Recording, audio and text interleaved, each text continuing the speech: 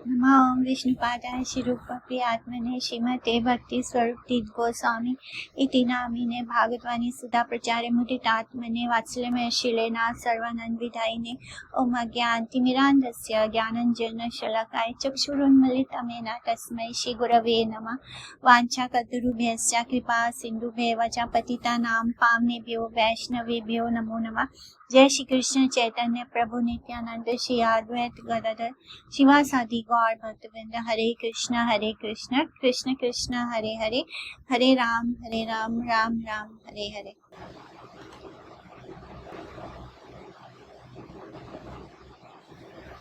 Okay, हम लोग आगे बढ़ेंगे। तो कल हमने देखा कि कैसे विद्यानिधि के अंदर प्रेम विकार उत्पन्न हो जाता है। भगवान का जो भक्ति श्लोक है जिसमें श्री कृष्ण की महिमा है, उनका तत्व बताया गया था, उस श्लोक को सुनते ही उनके अंदर प्रभु के प्रति इतना प्रेम उमड़ आया कि ऐसे लग रहा था कि वो बहुत ज्यादा मटेरियलिस्टिक है, लेकिन एक ही पल में उनको कोई होश ही नहीं रहा कि उनके कपड़े कहाँ जा रहे हैं। इतना महंगा पलंग है, उस पलंग पर इतनी महंगी गादी है, उस पे इतने महंगे वाले सिल्क के चादर हैं, पिल्लोस हैं इतने बड़े बड़े सुंदर से। तो वो सब कुछ का उनको कोई आभास ही नहीं रहा। सब कुछ उन्होंने अपने पैरों के आघात से तितर बितर कर दिया, सब कुछ इधर उधर हो गया, सब कुछ नष्ट हो गया, कुछ भी नहीं बच सका।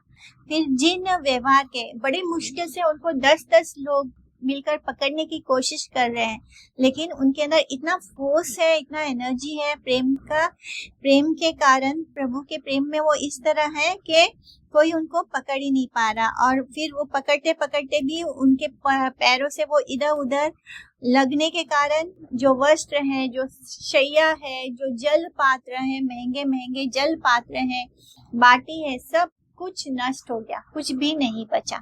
जिन व्यवहार की वस्तुओं को सेवकों ने संभाल लिया, बस वो ही बच सकी, बाकी सब कुछ नष्ट हो गया। यानी जो वहां पे उनके सेवक थे, उन्होंने कोई चीज को संभाल लिया, बचा लिया, उनके सामने से हटा लिया, बस वही चीजें बची, बाकी सब कुछ इधर उधर टूट फूट गया। जैसे अगर मेटल का बर्तन है तो वो पचक जाएगा। इस प्रकार कुछ समय तक प्रेम प्रकाश करने के करके फिर वे आनंद में मूर्छित हो गए और मूर्छित होकर जमीन पर गिर पड़े। उनके समस्त शरीर में तिल भर भी धातु नहीं रही, यानी विद्यानिधि संपूर्ण रूप से आनंद सागर में डूब गए थे।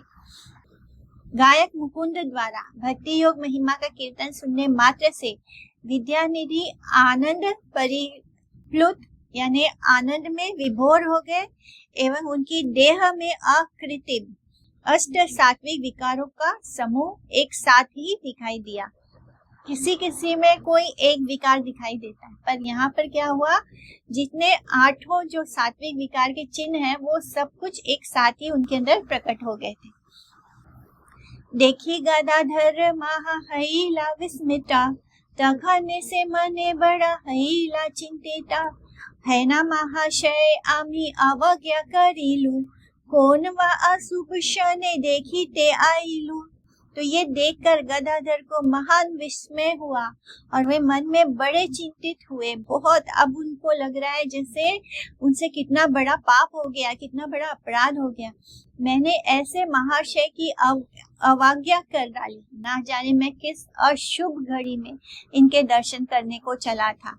गदाधर पंडित ने विद्यानिधि महाशय के विलास के उपकरणों और उनकी भोगों में निपुणता को देखकर उनमें भागवत भक्ति का अभाव है ऐसा मन में विचार किया था, किंतु मुकुंद के मुख से पूतना के प्रति कृष्ण के अनुग्रह की कथा सुनकर विद्यानिधि के शरीर में जिस विलास के उपकरणों के प्रति जैसी उनकी उदासीनता हुई, यानी वो सारी मटेरियल चीजें ऐसे लग रहा था जैसे ये बहुत एकदम किस लेवल पर पूरी तरह मटेरियलिस्टिक है, लेकिन जैसे ही उन्होंने वो श्लोक सुना, उनको उन सब चीजों के प्रति कुछ भी अटैचमेंट नहीं था, यानी वो ऑलरेडी वैराग्य में है। वो जो कुछ भी ऐसे दिखा रहे थे वो सिर्फ अपनी भक्ति को बचाने के लिए, हमें अपनी भक्ति को बचा कर रखना होता है संसार से, और सबसे पहले तो माया देवी से, क्योंकि जितना अगर हम दम्भ करेंगे, जितना हम दिखावा करते हैं या अगर हम दिखाते हैं कि हम भक्त हैं, तो क्या होता है, माया देवी की परीक्षा स्टार्ट हो जाती है, फिर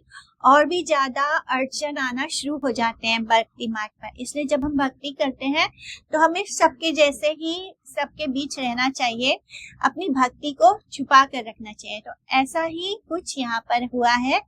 उन्होंने अपनी भक्ति को, विद्यानिधि जो उनके अंदर गजब का वैराग्य है एकदम, उनको कुछ चीज से, किसी चीज से कोई लगाव नहीं था। अदरवाइज क्या होता है, अगर कोई बहुत महंगी चीजों से अपने घर को सजाता है तो हर एक चीज में उसके जैसे प्राणी छुपे हो उसमें, मतलब वो हर मटेरियल चीज में भी ऐसे लगता है जैसे उसने अपने आप को ही उसमें डाल रखा हो। तो ऐसा होता है मटेरियल लोगों के साथ, वो किसी भी चीज को नुकसान नहीं पहुंचा सकती है, क्योंकि उसको उन्होंने बहुत अच्छे इससे खरीदा हुआ होता है। पर यहाँ पर वो वैसे लग रहे थे, पर जैसे ही कथा ये सुना उन्होंने, भगवान की कथा को सुनते हैं, उनके श्लोक को सुनते हैं, तुरंत ही वो अपने भाव आवेश में आ जाते हैं और उन चीजों के प्रति उनके अंदर जरा सा भी मोह नहीं दिखता। कोई भी चीज के प्रति उनके अंदर कोई ऐसा लक्षण प्रकाशित नहीं होता कि उनको किसी भी उन वस्तु से, यहाँ तक कि अपने ऐसे लग रहा था उन्होंने अपने केशों को, बालों को बहुत अच्छे से संवार रखा है, सुगंधित ऑयल लगा रखा है, अच्छे महंगे कुर्ते पहन रखे हैं, पान खा रहे हैं, ये सब दिख रहा था। पर वो सब चीज क्या था, वो सिर्फ एक छल था। तो उसे देखकर उदासीनता हुई, उसको देखकर क्या होता है, गदाधर को बहुत विस्मय हुआ। साधारण मूढ़ व्यक्ति रूप, रस, गंध, शब्द, स्पर्श आदि विषयों में किस प्रकार अभिनिविष्ट होते हैं एवं विद्यानिधि महाशय उन सब विषयों में किस प्रकार निष्क्रिय है। उन सब वस्तुओं का सानिध्य पाकर भी उनमें आसक्त न होकर वे अंतःस्थिति प्रवृत्ति के बल से केवल कृष्ण सेवा में उत्कंठा रखते हैं। तो सेम वही चीज लिखी है कि जैसे साधारण व्यक्ति को इन मटेरियल चीजों के प्रति कैसा लगाव होता है, कैसा वो उनमें जैसे वो चीजें ही उनके अंदर वो स्वयं हो, ऐसा वो ट्रीट करते हैं। लेकिन यहाँ पर विद्यानिधि को उन चीजों के बीच में होने के बावजूद उनके प्रति आसक्ति नहीं थी, वैराग्य था। इस तरह उनके मन में केवल और केवल श्री कृष्ण की सेवा के प्रति उत्कंठा थी। ये देखकर गदाधर अति विस्मित हुए एवं ऐसे महाभागवत को साधारण विलासी पुरुष के समान मानने के कारण, यानी उनके मन से अपराध हो गया है, कारण उनसे वैष्णव अपराध हुआ है, ये सोचकर वो चिंतित हो गए। यानी हमें तन से, मन से, वचन से, इन तीनों चीजों से वैष्णव अपराध नहीं करना है। मुकुंद के निकट गदाधर द्वारा आत्म भाव का ज्ञापन। तो इसके पहले ये बताया गया था कि गदाधर जो है वो भगवान के पार्षद हैं, शुद्ध भक्त हैं। फिर ऐसे कैसे हो गया कि वो एक भक्त होकर भक्त को नहीं पहचान सके, उनसे अपराध कैसे हुआ। तो ये हम सभी लोगों के लिए जो भगवान और उनके पार्षद होते हैं वो सब कुछ जानते हैं, लेकिन वो हमारे लिए क्या करते हैं, लीला करते हैं, ताकि अगर हम ऐसी परिस्थिति में हो तो हमें कैसे उन अपराधों से अपने आप को बचाना है। मुकुंदेरा परम संतोषे करी कोले, सिंची लेना अंग तार प्रेमानंद जले। मुकुंद आमार तुम्ही कैले बंधु कार्य, देखा इले भक्त विद्या निधि भट्टाचार्य। एमते वैष्णवा किवा आछे त्रिभुवने, त्रिलोक पवित्र हया भक्ति दर्शने। आजी आमी एराईनु परम संकटे, से हो हे कारण तुमी आछिला निकटे। विषयी परिच्छद देखिया ओहान, विषयी वैष्णवा मोर चित्ते हैला ज्ञान। बुझिया आमार चित्त तुमी महाशय, प्रकाशिला पुंडरीका भक्तिरा उदय। यत खानी आमी करी याची अपराध, तथा खानी कराई वची तेरा प्रसाद। ए पथे प्रविष्ट यथा सब भक्त गणे, उपदिष्ट अवश्य करे न एक जने। फिर परम संतुष्ट होकर गदाधर ने मुकुंद को अपनी गोद में ले लिया और उनके अंगों को अपने प्रेम अश्रु जल से सींचने लगे और खूब रोने लग गए। वे बोले, मुकुंद, तुमने मेरे साथ यह बंधु का कार्य किया है, जो मुझे एक भक्त विद्यानिधि भट्टाचार्य के दर्शन कराए हैं। ऐसा वैष्णव क्या त्रिभुवन में कोई और है? इनकी भक्ति से तीनों लोग पवित्र हो रहे हैं। आज मैं एक घोर संकट से बच गया, वह भी केवल इस कारण से कि तुम मेरे पास थे। इनकी विषय की पोशाक देखकर मेरे चित्त को इनके विषय वैष्णव समझ लिया, किंतु तुम मेरी भावना को समझ गए और पुंडरीक की भक्ति को प्रकाशित करके दिखा दिया। जितना मैंने पुंडरीक के चरणों में अपराध किया है, उतनी ही कृपा मुझे इनसे दिलवा देना। इस भक्ति मार्ग में प्रवेश करने वाले सब भक्तजन किसी एक व्यक्ति को उपदेष्टा गुरु अवश्य बनाते हैं। पुंडरीक विद्यानिधि वास्तव में भक्ति विद्यानिधि हैं। साधारण लोग उनको विद्यानिधि ही कहते हैं। इस प्रकार भक्ति विद्यानिधि के स्वरूप की उपलब्धि होने पर गदाधर ने जड़ विचार परायण मूर्ख जनों की दृष्टि से भक्त की दृष्टि का पार्थक्य प्रदर्शित किया। भागवत भक्त के उपदेशों के प्रति जिसकी आस्था नहीं है, वे अनेक बार अभक्त जनोचित आदर्शों को भक्त जनों की क्रियाओं के समान समझ लेते हैं। श्री नवदीप धाम प्रचारिणी सभा के सदस्य गण और श्री विश्व वैष्णव राजसभा के सेवकों को भक्ति सूचक पदवी द्वारा भक्त का सम्मान निर्देशित करते हैं, उसको ना समझकर अभक्त जन भ्रांति में पड़ जाते हैं। एवं भक्त और अभक्त के पार्थक्य यानी कौन भक्त है कौन अभक्त है, इसका निर्णय करने में वो अज्ञाता होते हैं, यानी वो नहीं समझ पाते हैं। भ्रांति तुच्छता को दिखाने के लिए ही श्री गौर लीला में पुंडरीक और गदाधर ने इस लीला का प्रदर्शन किया, यानी दोनों ही लीला कर रहे हैं, क्योंकि दोनों ही भगवान के गौरहरि के पार्षद हैं। क्योंकि मुकुंद ने गदाधर पंडित को पुंडरीक विद्यानिधि की भक्ति के दर्शन करने का सुयोग्य प्रदान किया था, एवं विद्यानिधि के द्वारा जड़ विलास में मत व्यक्ति के से आदर्श का दर्शन कराने का अभिनय किए जाने से गदाधर प्रभु ने भ्रांति लीला के प्रकाश में पुंडरीक जैसे परम वैष्णव को साधारण बुद्धि वाले मनुष्य की तरह समझ लिया था, जिससे वैष्णव अपराध रूप विपद संभव थी। वह विपद मुकुंद के विपदा, यानी बहुत बड़ा वैष्णव अपराध हो जाता अगर वो मुख से कोई वचन बोल देते। उन्होंने तो मान ही लिया था, तो ये सब कुछ क्या है, एक लीला है। और वैष्णव अपराध रूप विपदा संभव थी। वो विपदा मुकुंद के गान से, जैसे ही उनके मन में विचार आया वैसे ही मुकुंद समझ लेता है, भाप लेता है, और उसी वक्त वो श्लोक बोलकर गदाधर पंडित को बचा लेता है किसी बड़े वैष्णव अपराध से। अतः उसके लिए कृतज्ञ होने से ही गदाधर की ये उक्ति है। तो इस तरह वो अपनी कृतज्ञता व्यक्त कर रहे हैं मुकुंद को। जड़ विषयों में मत व्यक्ति वैष्णव की क्रिया मुद्राओं को ना समझ पाने के कारण उनके प्रति प्रतिपल ही विचार दोष उपस्थित होता रहता है, एवं वो वैष्णव के निकट अपराध संचित करता रहता है। किंतु सुकृति रहने से उसे वैष्णव अपराधी होकर विपथगामी नहीं होना पड़ेगा। फल्गु वैराग्य रहने से युक्त वैराग्य का सा उत्तम परिणाम नहीं होता है, परंतु दर्शक में प्राकृत दर्शन के अभाव के कारण केवल अपराध संचित होता रहता है। चैतन्य आश्रित जन युक्त वैराग और फल्गु वैराग्य के मध्य में जो भेद है उसको समझ सकते हैं। इसलिए जगत के साधारण मूर्ख और लोभी जनों की अपेक्षा वे सब प्रकार से श्रेष्ठ हैं। वे ही जगत में गुरु का कार्य करने में सामर्थ्य है।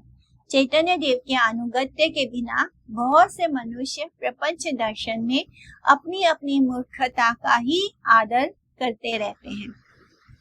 तो यहाँ पे बताया है कि जो चैतन्य महाप्रभु के अनुगत्य में है, जिन्होंने भगवान की काफी सेवा की है, वैष्णव की सेवा की है, तो उनके पास सुकृति होती है, जिसके कारण क्या होता है कि जो वैष्णव अपराध होने वाला था उससे वो बच जाता है। वो सुकृति उनको वैष्णव अपराध करने के पहले ही बचाकर निकाल लेती है। तो जो भगवान चैतन्य महाप्रभु के अनुगत में होते हैं वही इससे बच सकते हैं और वो ये समझ सकते हैं कि कौन व्यक्ति फाल्गु वैराग्य दिखा रहा है यानी दिखावे का वैराग्य कर रहा है और कौन एक्चुअली में वैरागी है, युक्त वैराग्य। यानी युक्त वैराग्य जैसे हम अपनी हर चीज का इस्तेमाल कृष्ण की सेवा में कर लेते हैं, वो युक्त वैराग्य।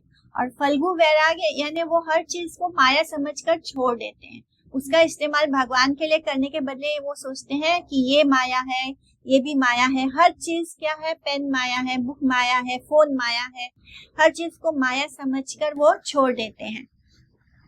तो ऐसे लोग एक्चुअली में वैराग्य नहीं करते, वो उसको भगवान के जो हर चीज का इस्तेमाल जब भगवान के लिए होने लगे तो वो होता है, वो एक्चुअली में शुद्ध वैराग्य है, उसको युक्त वैराग्य कहते हैं।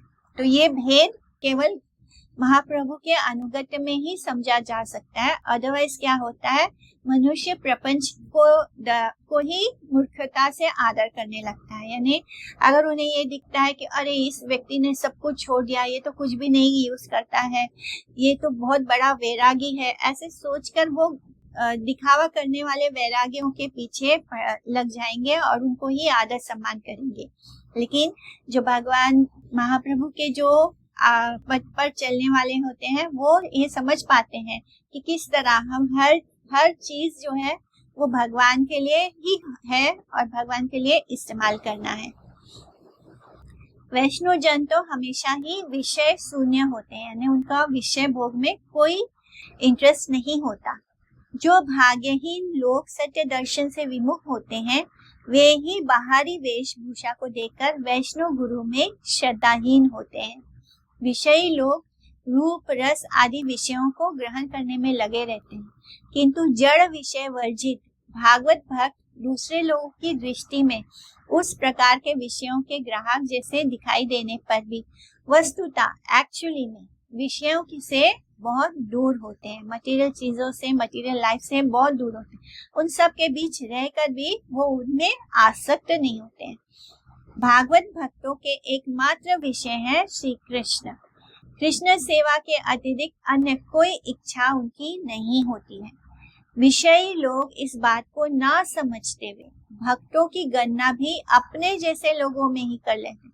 वो भक्तों को भी अपने जैसा ही मानते हैं, जैसे उनको लगता है जैसे हम आसक्त हैं मटेरियल चीजों के प्रति, ये लोग भी आसक्त हैं और इसके लिए ये लोग कोई काम वाम नहीं करते हैं। ये सिर्फ डोनेशन भी ये लोग इसलिए मैंने वो जो अगर सेवा के लिए डोनेशन भी देते हैं तो उनको वो देखकर अच्छा नहीं लगता, उनको लगता है ये लोग तो कुछ करते वरते हैं नहीं, ये सब अपने जैसे हमको पैसों की जरूरत होती है भोग विलास के लिए, इनको भी पैसों की जरूरत भोग विलास के लिए है। तो वो ये नहीं समझ पाते कि वो उसका इस्तेमाल भगवान की सेवा में करते हैं। इस तरह वो यही सोचते हैं कि जैसे हम हैं वैसे ये लोग भी हैं। प्रथम दृष्टि में किसी वैष्णव के विषयी वेश को देखकर उस वैष्णव को विषयी समझ लेना अपराध का कारण है। तो ये वहां से बीच पनप जाता है कि अगर हमने एक शुद्ध वैष्णव को देखकर अगर मन में हमने ले लिया, धारणा कर ली कि नहीं ये तो मटेरियल है, मटेरियलिस्टिक है, इसको देख के तो कहीं से भी लग नहीं रहा है कि ये भक्त है, तो ये क्या होता है, ये शुरुआत होती है वैष्णव अपराध की। छन्नावतार गौर सुंदर और उनके पार्षद जन अयोग्य दर्शकों को जिस रूप में दिखाई देते हैं, जो भक्त नहीं होते हैं उनको वो अलग स्वरूप में दिखाई देते हैं, उससे प्राकृत सहजिक धर्म के उत्पत्ति हुई है। तो जो सहजिया लोग हैं जो सिर्फ बाहरी आवरण देखते हैं वो क्या सोचते हैं कि गौर सुंदर जो हैं वो बड़े मटेरियलिस्टिक हैं और वो उनको उस रूप में देखने के कारण उनका भी अपना एक उन्होंने प्राकृत यानी मटेरियलिस्टिक सहजिया जो उनका धर्म है उसकी उत्पत्ति इसी तरह हुई है। यानी जो गलत लोग होते हैं, जो मटेरियल लोग होते हैं, वो क्या करते हैं, वो भी वो सोचते हैं कि हम चैतन्य महाप्रभु के फॉलोअर्स हैं और वो गलत काम करते हैं। ऐसे लोग क्या करते हैं, गांव-गांव में जाकर सीधे साधे लोग जो होते हैं, जो भक्तों में और शुद्ध भक्त और अभक्त में पहचान नहीं कर पाते हैं, ऐसे लोगों को वो दीक्षा भी देते हैं और फिर उनको बोलते हैं कि उनको कंठी नहीं पहननी पड़ेगी, और मैंने इस तरह उनको लालच देते हैं। उनको क्या चाहिए? उनको फॉलोअर्स चाहिए और धन चाहिए।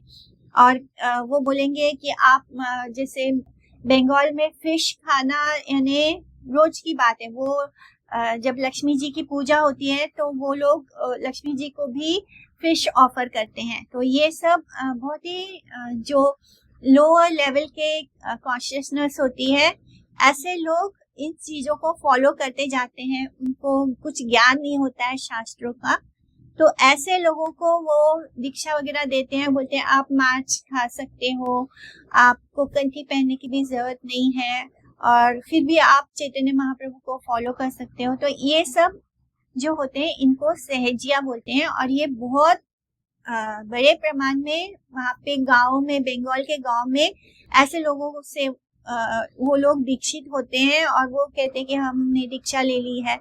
तो ये सब गलत है। भगवान गौर सुंदर का जो तत्व है वो लोग उसको नहीं जानते, और इस कारण ऐसे एक सहजिया संप्रदाय का जन्म हुआ है।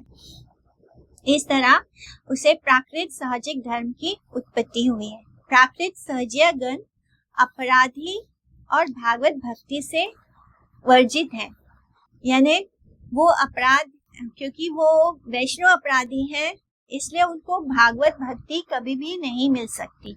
इसलिए लिखा है कि वो अपराधी हैं और उनको भागवत भक्ति से वो वर्जित है। तो जो ऐसे लोगों के फॉलोअर्स बनते हैं उनको भी भगवान की भक्ति कभी नहीं प्राप्त होगी।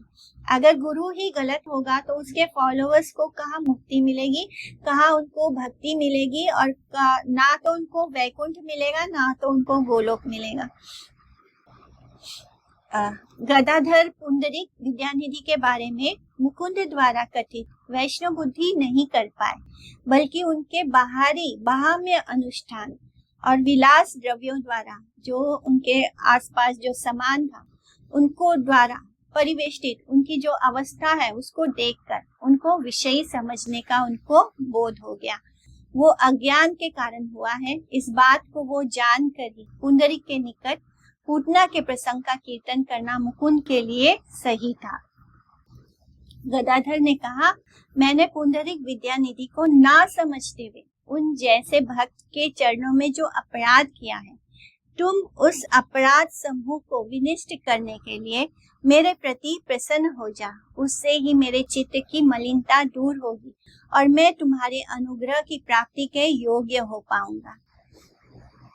ए पठेते आमी उपदेष्टा नाही करी, इहाने स्थाने मंत्र उपदेश धरी, इहाने अवज्ञायता करी याची माने, शिष्य हैला सब दोष समीवे आपने, एता भावी गदाधर मुकुंदेरा स्थाने, दीक्षा करी वार कथा कही लेना ताने।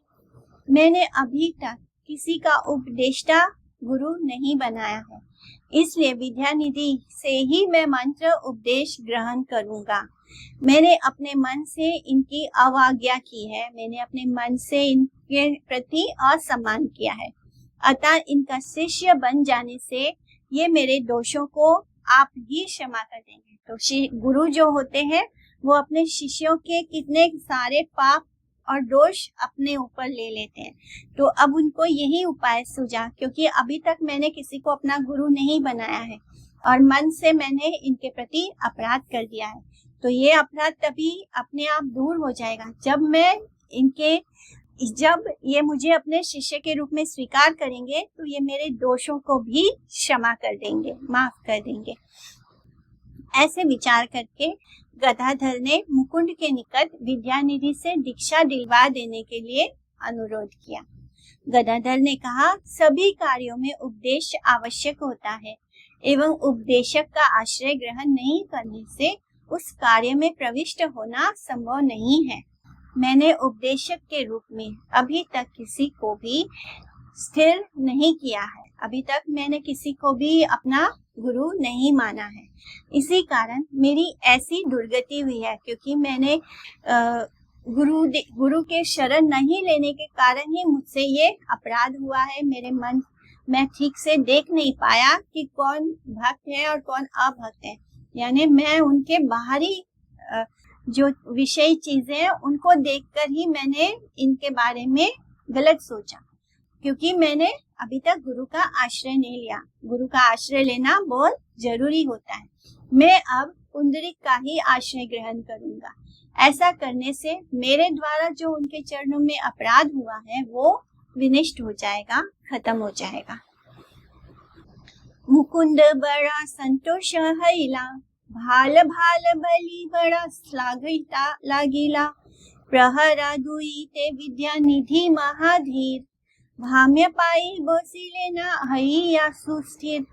ये सुनकर मुकुंद को बड़ा संतोष हुआ। वे उत्तम उत्तम कहकर उनकी प्रशंसा करने लगे। 2 प्रहर बाद यानी दोपहर के बाद महाधीर विद्यानिधि को बाहरी ज्ञान प्राप्त होता है, भाम्य ज्ञान हुआ और वो स्थिर होकर बैठ गए। काफी समय लग गया उनको नॉर्मल होने में। 2 प्रहर अर्थात 15 दंड या 6 घंटे तक पुंडरीक ने भाम्य ज्ञान रहित होकर हरि सेवा की थी। पुनः भाम्य दशा प्राप्त होने पर वो स्थिर हुए। गदाधरा पंडितेरा नया नेरा जल, अंत नहीं धारा अंग तितिला सकल। तो गदाधर पंडित के नेत्रों से इस प्रकार जल बह रहा था जिसका कोई अंत नहीं। एक तो उनके अंदर अद्भुत आनंद की अनुभूति थी कि वो इतने शुद्ध भक्त का उन्होंने दर्शन किया। दूसरा, उनको ऐसा फील हो रहा था कि इतने परम भक्त हैं और मैंने इनके बारे में गलत सोचा। तो गदाधर पंडित के नेत्रों से इस प्रकार जल बह रहा था जिसका कोई अंत नहीं। उससे उनका सारा शरीर भीग गया। देखिया संतोष विद्या निधि महाशय, कोले करी थुई लेन आपन हृदय। ये देखकर विद्यानिधि महाशय को बड़ा संतोष हुआ। उन्होंने गदाधर को अपनी गोद में लेकर अपने हृदय से लगा लिया। परम संभ्रम में रही लेना गदाधर, मुकुंद कहे न तार मनिरा उत्तर। व्यवहार ठाकुराल देखिया तो मार, पूर्वे किछु चित्त दोष जन्मिला उहार। एबे तार प्रायश्चित चिंतिला आपने, मंत्र दीक्षा करी वे न तोमारे स्थाने। विष्णु भक्त विरक्त शेषवे बुद्धि रीता, माधवम निशेराकुला नंदना उचिता। शिशु हैते ईश्वरेरा संगे अनुचर, गुरु शिष्य योग्य पुंडरीका गदाधर। आपने बुझिया चित्ते एक शुभ दिने, निजा इष्ट मंत्र दीक्षा करा इहने। गदाधर पंडित बड़े संभ्रम के साथ प्रतीक्षारत थे, यानी बहुत बेसब्र होकर वो प्रतीक्षा कर रहे थे कि कैसे मुकुंद जल्दी बोल दे इनको कि मुझे दीक्षा लेनी है। और मुकुंद वो इंतजार कर रहे थे कि कब मुकुंद उनके लिए बात करेगा। तब मुकुंद उनके मन की बात कहने लगे। आपका भाम्य ऐश्वर्य देखकर इनके मन में कुछ दोष उत्पन्न हुआ। तो इस तरह वो बता रहे हैं विद्यानिधि को गदाधर पंडित के बारे में। अब स्वयं चिंतन करते हुए इन्होंने ये प्रायश्चित स्थिर किया है कि ये आपसे मंत्र दीक्षा लेंगे। ये विष्णु भक्त हैं, विरक्त हैं और बचपन से ही बड़े बूढ़ों की तरह आचरण करते आए हैं। श्री माधव मिश्र के योग्य पुत्र के लिए ऐसा उचित ही है। ये बचपन से ही प्रभु के अनुचर बनकर उनके साथ रहते आए हैं। इसलिए पुंडरीक एवं गदाधर दोनों ही गुरु और शिष्य होने योग्य हैं। अब आप सोच विचार करके किसी शुभ दिन इनको अपने इष्ट मंत्र की दीक्षा प्रदान करें। तो इस तरह वो उनकी मन की बात को श्री विद्यानिधि के सामने प्रकट करते हैं मुकुंद। शैशव बुद्ध रीत बालक स्वभाव से क्रीड़ासक्त होता है एवं वृद्ध के स्वभाव में अभिज्ञता जनित चिंतन स्रोत विद्यमान रहता है। किंतु पंडित गदाधर गोस्वामी आयु में कम होने पर भी बचपन से ही वृद्धों और प्रौढ़ों की तरह यथार्थ चिंताशील थे, यानी गंभीर। बचपन से ही वो बालक तो थे छोटे से, तब भी उनके अंदर अलग सी गंभीरता थी। जो बहुत ज्यादा ऐसे बच्चे होते हैं, कुछ होते हैं ऐसे जो बचपन से ही बहुत, ऐसे लगता है जैसे ये बड़े बुजुर्ग हो, बड़े ज्ञानी हो, ऐसा लगता है। और जो भक्ति में होते हैं वो बचपन से ही उनका मन में संसार के प्रति कोई लगाव नहीं होता, अपने आप ही उनको उन चीजों के प्रति कोई लगाव महसूस नहीं होता। वो बच्चे अपने आप ही अलग पता चल जाता है कि ये अलग हैं। तो इसी तरह गदाधर पंडित भी थे। गदाधर को दीक्षा देने के लिए विद्यानिधि की सम्मति। शुनिया सेना पुंडरीका विद्यानिधि, आमारे तामाहा रत्न मिलाइला विधि, कराइनु इहाते संदेह किछु नाई, बहु जन्म भाग्य से ए मता शिष्य पाई, ए ये आई से शुक्ल पक्षे द्वादशी, सर्व शुभ लग्न इति मिली वे का आशी, इहाते संकल्प सिद्धि हई वे तो मार, शुनि गदाधर हर्षे हैला नमस्कार। ये सुनकर पुंडरीक विद्यानिधि हंस कर बोले कि विधाता ने एक महारत्न को मुझसे मिला दिया है, मैं अवश्य ही दीक्षा दूंगा, इसमें कोई संदेह नहीं है। ऐसे शिष्य तो बहुत जन्मों के भाग्य से ही मिलता है। ये जो शुक्ल पक्ष की द्वादशी आ रही है, इसमें सब शुभ लग्न आकर मिलेंगे, उसी दिन तुम्हारा संकल्प सिद्ध होगा। ये सुनकर गदाधर ने बड़े हर्ष के साथ उनको नमस्कार किया। प्रत्येक चंद्र मास में शुक्ल पक्षीय द्वादशी होती है। प्रत्येक तिथि में न्यूनाधिक 12 लग्न अनुक्रम से संगठित होते हैं। जो लग्न सर्व सुख फल को उत्पन्न करता है, उस क्षण को निर्देशित करने के लिए सर्व शुभ लग्न शब्द का प्रयोग हुआ है। सेदी ना मुकुंद संगे हैया विदाय, आई लेन गदाधर यथा गौर राय, विद्यानिधि आगमन शुनि विश्वंभर, अनंत हरीश प्रभु हैला अंतर। उस दिन मुकुंद के साथ वहां से विदा होकर गदाधर जहाँ श्री गौरचंद्र थे वहीं है, गौरचंद्र के पास आ जाते हैं मुकुंद से विदाई लेके, और उनसे विद्यानिधि के आगमन की बात सुनकर विश्वंभर प्रभु के हृदय में अपार हर्ष होता है। और फिर आकर जो भी घटना होती है उस सब कुछ गदाधर पंडित श्री गौरचंद्र को बताते हैं।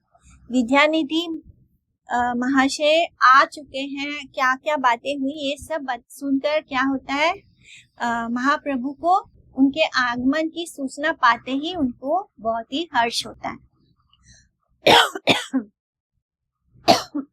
विद्यानिधि महाशय अलक्षिते रूपे, रात्रि करी आई लेना प्रभु रसमीपे, सर्व संग छाड़ी एकेश्वर मात्र हैया, प्रभु देखी मात्र परी लेना मूर्छा हैया, दंडवत प्रभु रेना पारिला करीते, आनंदे मूर्छित हया पड़ीला भूमिते।